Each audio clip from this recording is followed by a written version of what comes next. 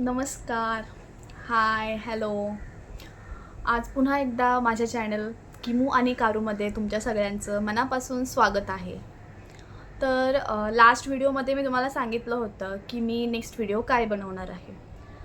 जसं की तुम्हाला माहीतच आहे की मी सांगितलेलं की माझा नेक्स्ट व्हिडिओ असणार आहे की मी आत्ता रिसेंटली एक इंटरव्ह्यू दिला. तो मला कसा गेला? मी इंटरव्ह्यू का देते?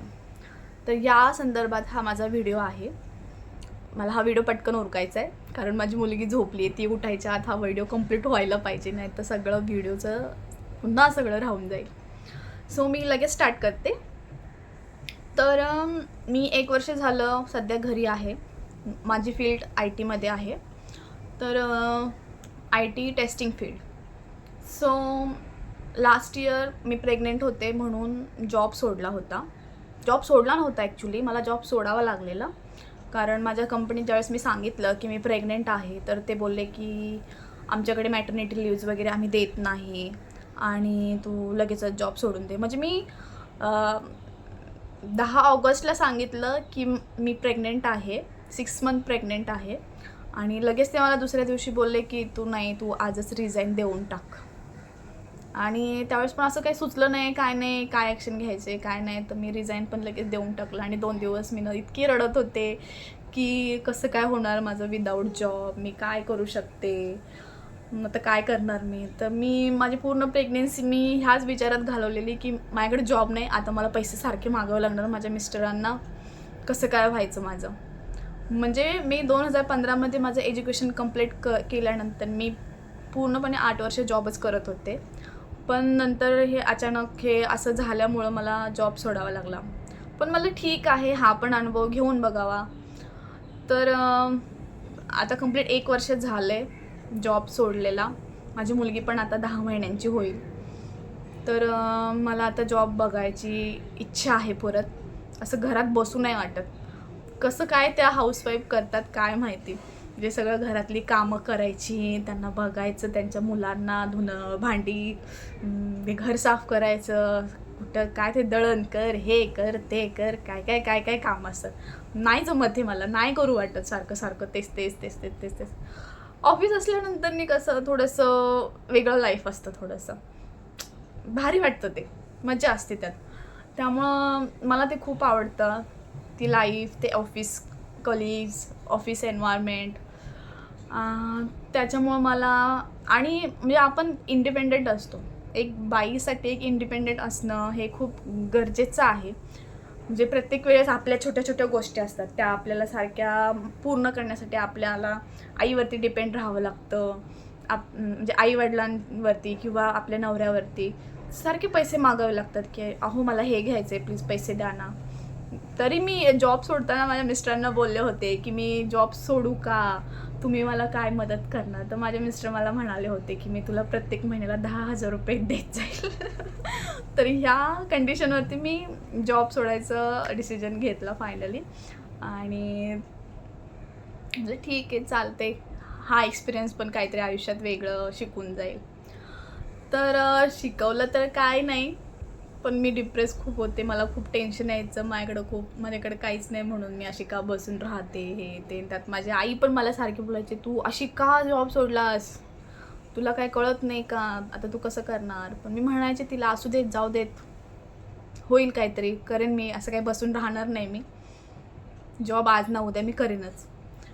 तर ठीक आहे म्हणलं आणि फायनली मी तो डिसिजन घेतला आणि नोकरीवरती प्रोफाईल अपडेट करून इमिजिएट जॉईनर म्हणून टाकलं होतं.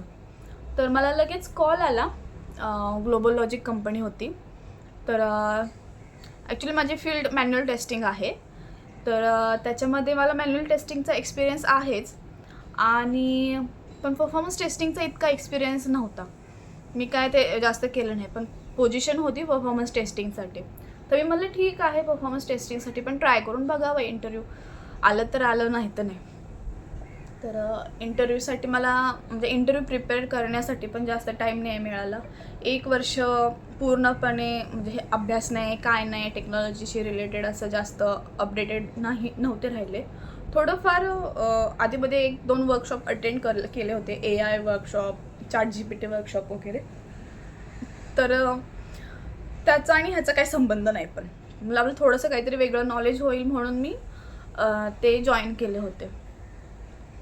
मध्ये मी जावाचे पण क्लासेस लावले होते, पण त्याचा पण काही जास्त यूज नाही झाला कारण सकाळची बॅच होती आणि त्यावेळेसच नेमकी मुलगी उठायची. मग त्यामुळे ते पण क्लास मी अर्ध्यातच सोडून दिले होते. ते झाल्यानंतर मला आता जाऊ दे, स्टॉपच करावं, काही नको विचार करायला, आपल्या मुलीला बघावं, घरचं बघावं, बस तेवढंच करावं. पण आता मी ते विचार न करता फायनली तो डिसिजन म्हणजे नोकरी करायचा पुन्हा डिसिजन घेतला. आणि तर परफॉर्मन्स टेस्टिंगसाठी मी ट्राय केलं. तो माझा एक्सपिरियन्स इतका वाईट होता ना, काय सांगू तुम्हाला. मला आयुष्यात एवढं वाईट वाटलं नव्हतं तितकं वाईट वाटते, कारण मला इंटरव्ह्यूमध्ये मोजून 2 ते 3च प्रश्नांची उत्तरं देता आली. आणि फर्स्ट जो प्रश्न होता की परफॉर्मन्स टेस्टिंगची स्क्रिप्ट कशी तयार करायची. मी म्हटलं अरे असं पण असतं. मला माहितीच नाही हे पण असतं म्हणून. तर खूप वाईट एक्सपिरियन्स होता, कारण माझा जास्त अभ्यासही नव्हता, प्रॅक्टिकल नॉलेज नव्हतं त्या गोष्टीवरती. मॅन्युअल टेस्टिंगवरती विचारा, मला उत्तरं देता येतील, म्हणजे मी कॉन्फिडेंटली बोलू शकते. पण परफॉर्मन्स टेस्टिंगवरती नव्हता माझा एक्सपिरियन्स चांगला, त्याच्यामुळे मला जास्त ॲन्सर करताही नव्हते आले. आणि मेन म्हणजे ज्या पद्धतीने समोरचा इंटरव्ह्यूवर प्रश्न विचारत होता ते मला म्हणजे प्रॅक्टिकल होते. थेरॉटिकल असते तर मी रट्टा मारलेला होता, पण ते प्रॅक्टिकल असल्यामुळे मला खूप असं जम्बलिंग झालं माझं, नाही मला ॲन्सर देता आले. ते म्हणजे पूर्णपणे असं प्रॅक्टिकलच क्वेश्चन्स विचारत होते की हे कसं बनवायचं, ते कसं बनवायचं, हे केल्यावर काय होईल, ते केल्यावर काय होईल. तर मला हे ॲन्सर्स इतके जास्त देता येत नव्हते, तरी ते मी त्यातली त्यात प्रयत्न केला देण्याचा. तर हा माझा एक्सपिरियन्स होता जॉब इंटरव्ह्यूचा, खूप वाईट होता. आणि अजून मी वाट पाहते एक मला कोण नवीन कुठले नवीन म्हणजे असे ऑपॉर्च्युनिटी मिळतील जॉबसाठी. बेसिकली मी वर्क फ्रॉम होमसाठीच पाहते, कारण आमच्या घरी कोण नाही आहे माझ्या मुलींची काळजी घ्यायला, मलाच घ्यायची आहे. सासू आहे, सगळे आहेत, पण ते गावाला आहेत, ते काही इकडे येऊ नाही शकणार. बोलावलं तरी काय 1-2 महिन्यानंतर परत आपल्यालाच करायचं आहे. आणि मुलगी लहान असल्यामुळे तिला डे केअरला ठेवायची पण जास्त इच्छा होत नाही. करायला सगळं करू शकतो पण नाही होत इच्छा. त्यामुळं बघू काय होते. आय होप आज ना उद्या मला जॉब मिळेल, वर्क फ्रॉम होमच मिळेल. आणि यूट्यूब सक्सेसफुल झालं तर मग काय, वा देव पावला. चला बस आजच्या पुरतं एवढंच नाही, थांबा. तर मी काय म्हणते की ज्यांना नवीन जॉब सर्च करायचं आहे त्यांच्या गॅपनंतर वगैरे, तर अभ्यास करा पहिला. आता मी पण अभ्यासासाठी सुरुवात करणार आहे, पण मला वेळ नाही मिळत. माझी मुलगी लहान आहे ना, त्यामुळं. पण बघू, मी प्रयत्न करते त्यातले त्यात मॅनेज करायचं काहीतरी. जो टाईम मिळतो त्याच्यामध्ये हे असं यूट्यूबसाठी काहीतरी करत बसायला लागतं.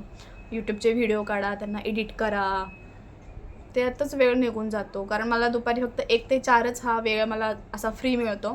त्याच्यामध्ये मी, माझी लहान मुलगी आणि आम्ही दोघी घरी असतो आणि माझी मोठी मुलगी स्कूलला गेलेली असते. त्यामुळं थोडंफार हाच वेळमध्ये मिळतो की मी शांतपणे काहीतरी करू शकते.